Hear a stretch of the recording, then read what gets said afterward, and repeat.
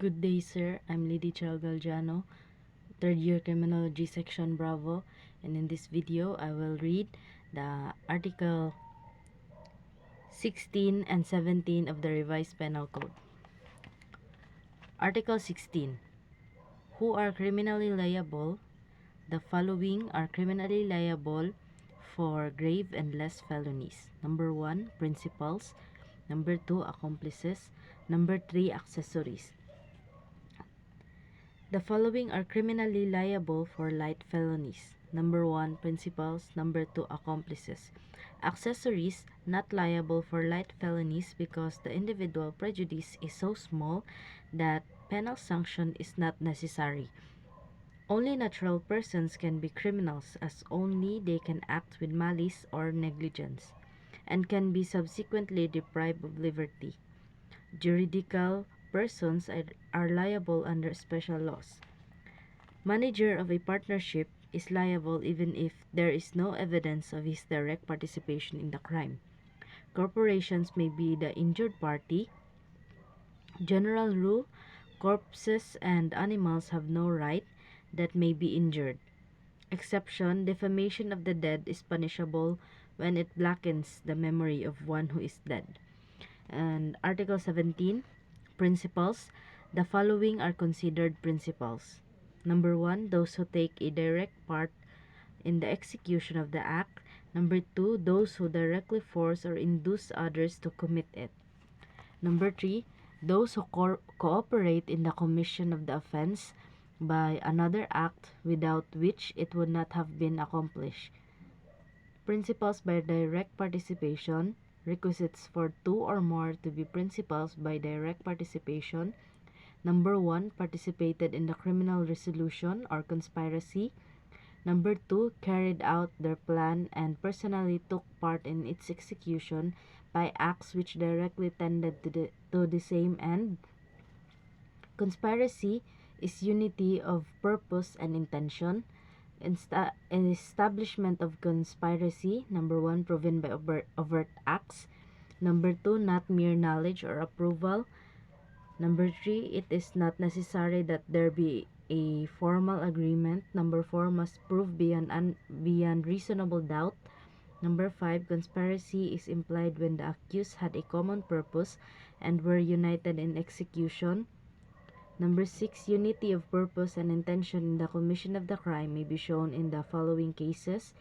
Number 1, spontaneous agreement at the moment of the commission of the crime. Number 2, active cooperation by all the offenders in the perpetration of the crime. Number 3, contributing by positive acts to the realization of a common criminal intent.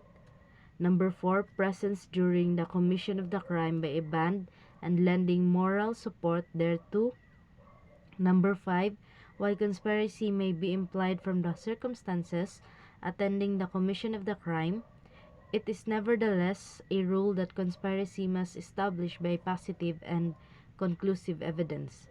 Conspirator not liable for the crimes of the other which is not the object of the conspiracy, or is not a logical or necessary consequence thereof. Multiple rape: each rapist is liable for another's crime because each cooperated in the commission of the rapes perpetrated by the others. Exception: in the crime of murder with treachery, all the offenders must at least know that there will be a treachery in executing the crime or cooperate therein. Example: Juan and Pedro conspired to kill Tomas without the previous plan of treachery. In the crime scene, Juan used treachery in the presence of Pedro, and Pedro knew such, but are liable for murder. But if Pedro stayed by the gate while Juan alone killed Tomas with treachery, so that Pedro didn't know how it was carried out, Juan is liable for murder while Pedro for homicide. No such thing as conspiracy to commit an offense through negligence. However, special laws may make one a co-principal. Example: under the Pure Food and Drug Act, a store owner is liable for the act of his employees of selling adulterated coffee, although he didn't know that coffee was being sold. Conspiracy is negated by the acquittal of co-defendant that the culprits carried out the plan and personally took part in the execution by acts which directly tended to the same end.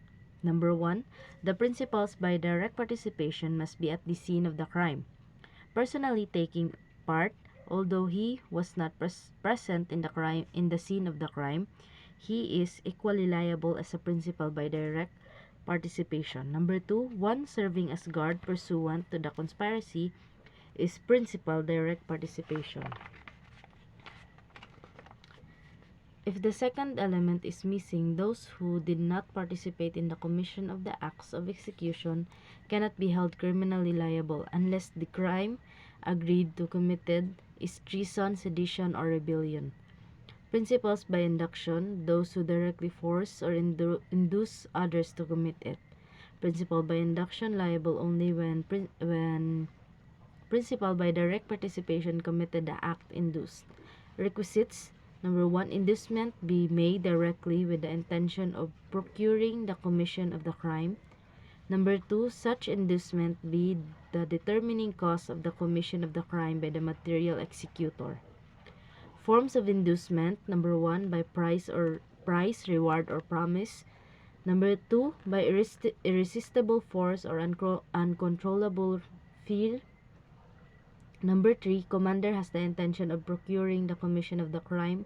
Number 4, commander has ascendary or influence. Number 5, words used be so direct, so efficacious, so powerful. Number 6, command be uttered prior to the commission. Number 7, executor had no personal reason. Number 8, imprudent advice does not constitute sufficient inducement. Number 9, requisites for word of command to be considered inducement. And number 10, words uttered in the heat of anger and in the nature of the command that had to be obeyed do not make one an inductor. Inductor, induce others, liable only when the crime is executed, covers any crime, proposes to commit a felony, same, punishable at 1 when proposes to commit rebellion or treason. The person to whom one proposed should not commit the crime, otherwise the latter becomes an inductor. Covers only treason and rebellion. Effects of acquittal of principal by direct participation on liability of principal by inducement. Number 1, conspiracy is negated by the acquittal of the co-defendant. Number 2, one cannot be held guilty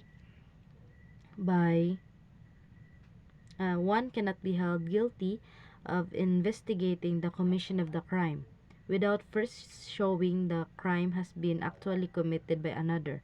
But if the one charged as principal by direct participation be acquitted because he acted without criminal intent or malice, it is not a ground for the acquittal of the principal by inducement. Principal by indispensable cooperation, those who cooperate in the commission of the offense by another act without which it would not have been accomplished. Requisites: number 1, participation in criminal resolution. Number 2, cooperation through another act includes negligence. There is collective criminal responsibility when the offenders are criminally liable in the same manner and to the same extent. The penalty is the same for all. There is individual criminal responsibility when there is no conspiracy. So this ends my reading activity in Article 17 and 16 and 17.